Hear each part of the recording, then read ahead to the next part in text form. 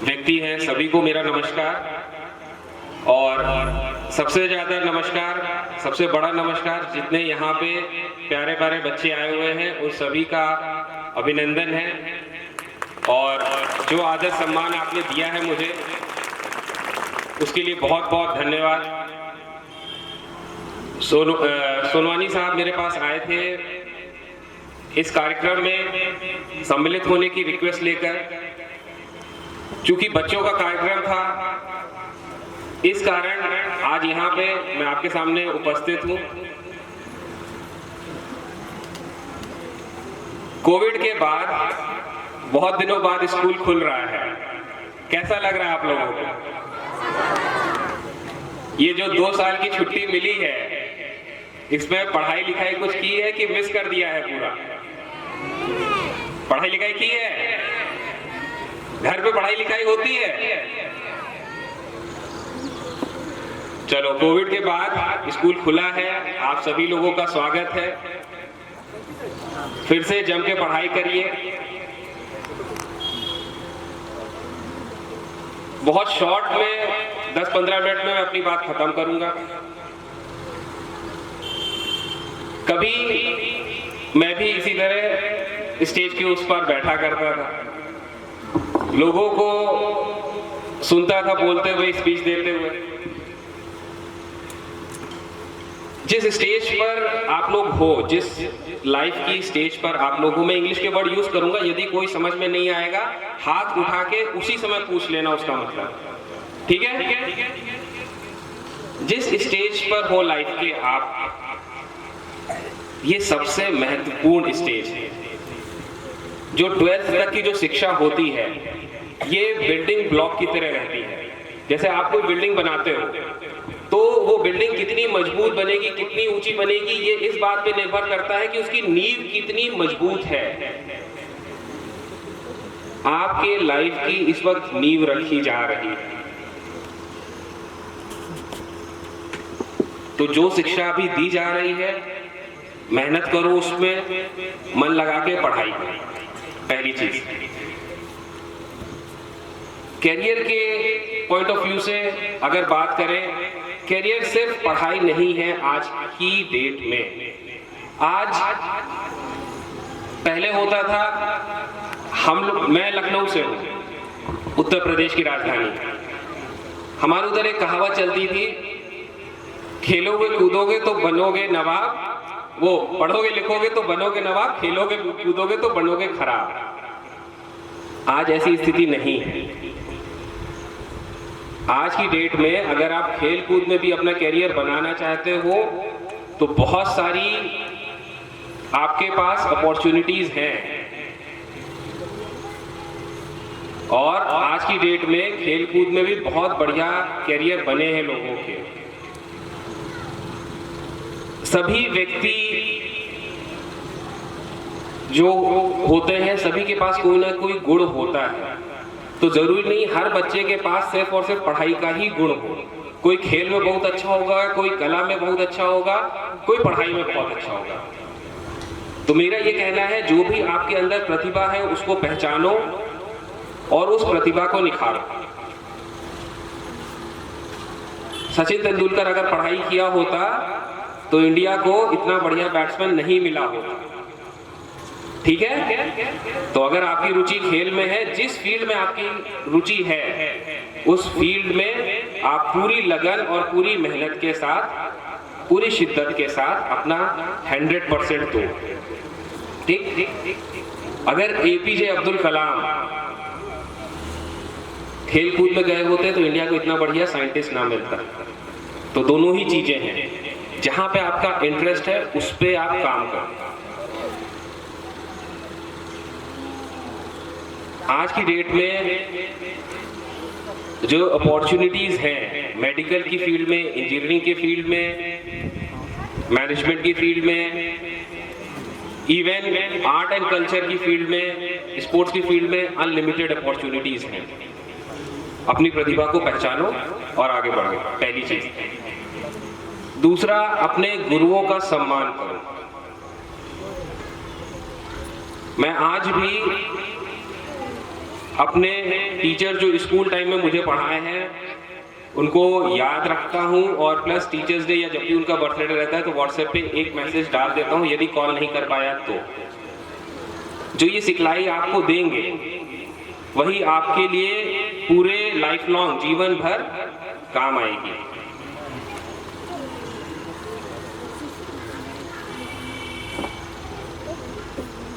Life में उतार चढ़ाव हमेशा बना रहता है।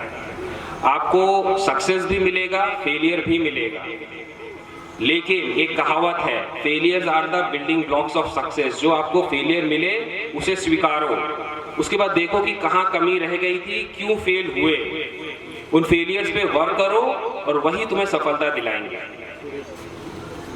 कभी भी फेलियर्स पाकर हताश मत होना।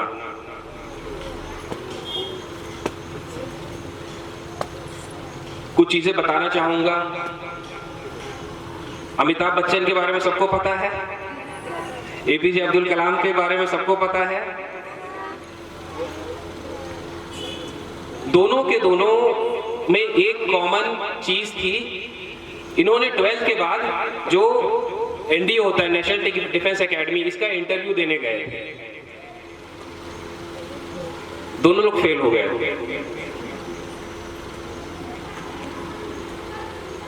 इवन अमिताभ बच्चन तो आपको पता होगा ऑल इंडिया रेडियो का इंटरव्यू देने गए थे, वहां पे इनको ये कह के रिजेक्ट कर दिया गया था कि आपकी वॉइस अच्छी नहीं है।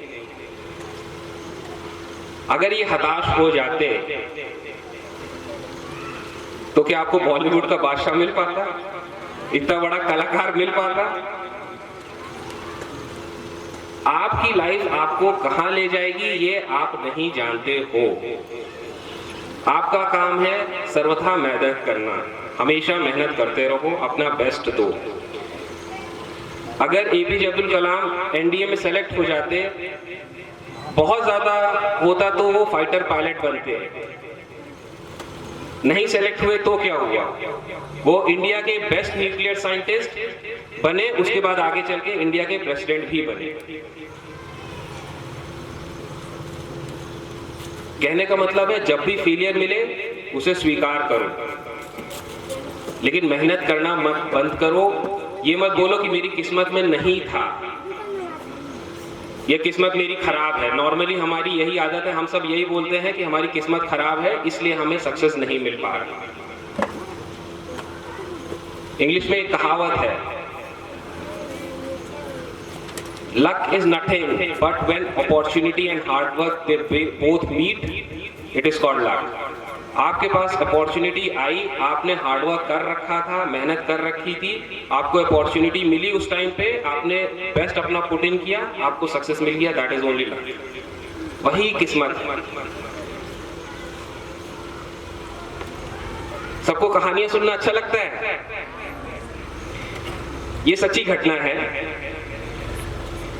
इस कहानी के बाद भाषण खत्म हो जाएगा, ठीक है? ध्यान से सुनना। आप ही की तरह का कराटे किड पिक्चर देखी है किसी ने? कितने लोगों ने कराटे किड पिक्चर देखी है? 1 2 3 4, चलो ठीक। उसमें एक लड़का था जो बहुत ज्यादा मतलब कराटे सीखने के लिए जिज्ञासु था, ऐसा ही कुछ था ना? उसी तरह से एक लड़का था, ये अमेरिका की सच्ची घटना है। तो वो कराटे सीखने के लिए बहुत ही ज्यादा इंटरेस्टेड था। उसका बस एक ही सपना था, मुझे कराटे चैंपियनशिप जीतनी है। बट एक बहुत बड़ी दिक्कत थी, बचपन में एक्सीडेंट होने के कारण उसका बायां हाथ नहीं था, कट गया। अब आप इमेजिन कर सकते हो, एक बच्चा जिसका बायां हाथ नहीं है और वो कराटे चैंपियनशिप जीतना चाहता है।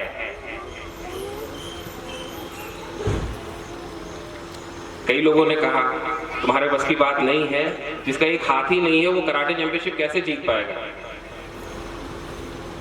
ये चीज तुम्हारे लिए नहीं है।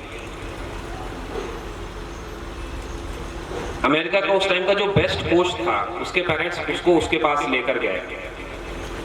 उस कोच ने उस बच्चे के सामने सिर्फ एक शर्त रखी, कि अगर इस शर्त को तुम मान जाओगे तो मैं सिखाऊंगा, और अगर तुम नहीं मानते हो तो गुड बाय। शर्त क्या थी कि तुम कोई सवाल नहीं करोगे जब तक कि तुम चैंपियनशिप जीत नहीं जाओगे, जो कहूंगा वैसे ही करना। बच्चे ने कहा शर्त मंजूर है। उस एकेडमी में उसकी भर्ती हो जाती है। नॉर्मली 1 साल की ट्रेनिंग के बाद बच्चे को उस चैंपियनशिप में पार्टिसिपेट करने लायक वो बन जाता है। इस बच्चे की ट्रेनिंग होती है, शुरू होती है, और कराटे में जैसे बच्चों को पता होगा ना कि कई मूव्स होते हैं, अगर इधर से आए तो इस तरह से मारना, अगर उधर से आए तो उस तरीके से मारना है, इस तरीके से। उस कोच ने पहले दिन से उस बच्चे को सिर्फ एक ही मूव सिखाया, एक ही तरीका बताया कि इस तरह आए तो इस तरह बस करना है। वो एक मूव था, ठीक है। दूसरे बच्चे, जैसे आप क्लास फर्स्ट में होते हो, उसके बाद पास करके क्लास सेकंड में जाते हो, कुछ और सीखते हो, क्लास थर्ड में जाते हो, कुछ और सीखते हो, फिर आगे बढ़ते हो, दूसरी नेक्स्ट कक्षा में जाते हो, कुछ और सीखते हो ना। अब आप इमेजिन करो कि आप क्लास थर्ड में आए हो, ठीक है। क्लास फर्स्ट में जो आपको सिखाया गया था वही आप क्लास थर्ड में भी कर रहे हो, और जो क्लास फर्स्ट में बच्चा आया जब आप क्लास थर्ड में थे वो आपसे आगे निकल गया और क्लास फोर्थ की चीज सीख रहा है। बुरा लगेगा? उस बच्चे को भी बुरा लगता था जब उससे पीछे वाले स्टूडेंट भर्ती होते थे, उनको दूसरे मूव्स सिखाए जाते थे, लेकिन इस स्टूडेंट को सिर्फ वही मूव प्रैक्टिस करने के लिए बोला जाता था। एक मूव को परफेक्शन लाने के लिए ज्यादा से ज्यादा 14 दिन लगते हैं, 14 डेज, 2 हफ्ते। हर बच्चा एडमिट होता था उस एकेडमी में, एक मूव सीखता था, उस मूव को परफेक्ट करता था, 2 हफ्ते बाद वो दूसरा मूव सीखता था, ठीक। कोच सिखाता था उसको दूसरा मूव। इस बच्चे को क्या बोल रखा था, तुम बस यही एकेडमी में आना, वहीं पे रहता था, वहीं पे खाता था, वहीं पे सोता था, तुम आना सुबह से शाम तक, बस यही मूव प्रैक्टिस करना। अब कह चुका था कि सवाल नहीं करूंगा, 6 महीने तक वही मूव प्रैक्टिस करता है। जब एकेडमी में पार्टिसिपेशन की बारी आती है, नाम जाने की कि इस बार कौन इस एकेडमी से चैंपियनशिप में रिप्रेजेंट करेगा, पता चलता है किसी दूसरे बच्चे का नाम दे दिया गया है, उसका नाम कोच ने नहीं दिया है। अभी भी वो वही मूव प्रैक्टिस कर रहा है। दूसरे बच्चे एडमिट होते हैं, सीखना शुरू करते हैं, कई मूव, सारे मूव सीखते हैं, चैंपियनशिप में पार्टिसिपेट भी करते हैं। वो अभी भी साल हो जाता है, 1 साल हो जाता है, वो अभी भी एक ही मूव प्रैक्टिस कर रहा है। जब 2 साल कंप्लीट हो जाते हैं, उसके बाद चैंपियनशिप जब होती है, उस चैंपियनशिप में 2 साल कंप्लीट हो जाने के बाद कोच उसका नाम देता है कि इस बार तुम पार्टिसिपेट करने जाओगे। जो उस एकेडमी में बच्चे थे वो भी उसका मजाक उड़ाते हैं कि इसने सिर्फ 2 साल में एक मूव सिखाया गया है, इसको एक ही मूव आता है, और ये सोचो चैंपियनशिप में जा रहा है, अपना नाम खुद तो पिटेगा, एकेडमी का भी नाम पिटवाएगा। बच्चे को भी लगता है कि कोच तो मरवा दिया है, 2 साल में एक मूव सिखाया है और बोल रहा है जो चैंपियनशिप, पर प्रॉमिस किया था कि सवाल नहीं करना है। कुछ सवाल नहीं पूछा, चला गया। जैसे आप देखते हो ना, टूर्नामेंट होता है तो पहले लीग मैचेस होते हैं, फिर क्वार्टर फाइनल होता है, फिर सेमीफाइनल होता है, फिर फाइनल होता है। ऐसे ही जब लीग मैच अपना वो जीत गया, जितना वो हैरान था उतना बाकी लड़के भी हैरान थे। इसी तरह क्वार्टर फाइनल होता है, गेम कहीं से भी शुरू हो, मैच कहीं से भी शुरू होता था, वो हारता रहता था, पिटता रहता था, लेकिन अचानक उसी मूव को मारता था और वो जीत जाता। इसी तरह क्वार्टर फाइनल भी जीत गया, सेमीफाइनल भी जीत गया, फाइनल भी जीत गया। सोचो 2 साल एक मूव प्रैक्टिस किया और उसके बाद सिर्फ एक मूव के बदौलत, जहां पे भाई इतने सारे पैतरे, का मतलब पैतरा हिंदी में, ठीक, कई पैतरे सिखाए जाते हैं कराटे में, तो भाई एक पैतरे की बदौलत वो चैंपियनशिप जब जीत गया, तब जब कार में अपने कोच के साथ लौट रहा था, तब उसने पूछा ये पॉसिबल कैसे हुआ? तुम में से कोई बता पाएगा कैसे पॉसिबल हुआ? बताओ बेटा। बैठ जाओ। हार नहीं मानी, गुरु का कहना माना, ये सब नहीं है। कहानी में ट्विस्ट है। जब कराटे में जब सीखते हो,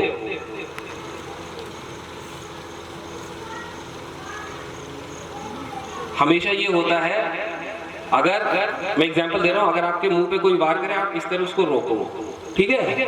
तो वार अटैक हो गया, ये पैतरा उसका काउंटर हो गया, ठीक, रुक जाएगा। उस कोच ने जो मूव, जो पैतरा उस लड़के को सिखाया था, उसका काउंटर सिर्फ एक ही था, हाथ को पकड़ के गिरा दो सामने वाले को, ठीक है? और इस बच्चे के पास क्या था? बाएं हाथ तो था ही नहीं। तो जब ये वो पैतरा मारता था तो सामने वाले के पास कोई काउंटर ही नहीं था। बात समझ में आई? कि बाएं हाथ को घसीटने के लिए जब वो हाथ आगे बढ़ाता, हाथ ही नहीं है तो क्या आएगा हाथ में? कुछ नहीं आएगा। और इस मूव में उसकी इतनी परफेक्शन थी, इतनी, इस पैतरे में उसकी इतनी परफेक्शन हो गई थी, इतनी ताकत हो गई थी कि ये पैतरा जब ये मारता था, सामने वाला एक पैतरे में चित हो जाता। तो क्या सीखा इस कहानी से? पहली चीज, अपने गुरुओं पे भरोसा रखो, ठीक है? आज की डेट में हमारे पास गूगल बाबा भी है, इंटरनेट है, सब कुछ है, हम ज्ञान की कोई कमी नहीं है, सब कुछ है हमारे पास, ठीक है? तब भी तुम्हारे गुरु के पास जो एक्सपीरियंस है वो नहीं है। ज्ञान तुम्हें किताबों से मिल जाएगा। दूसरी सबसे बड़ी चीज, अपनी जो तुम्हारी वीकनेसेस हैं वो स्ट्रेंथ बनाओ। उसकी वीकनेस क्या थी? कि उसके पास बायां हाथ नहीं था। उसने उसी वीकनेस को सबसे बड़ी बना दिया, जिसकी वजह से वो जीत गया चैंपियनशिप। जो तुम्हारी कमजोरियां हैं उन्हीं को अपनी ताकत बनाओ।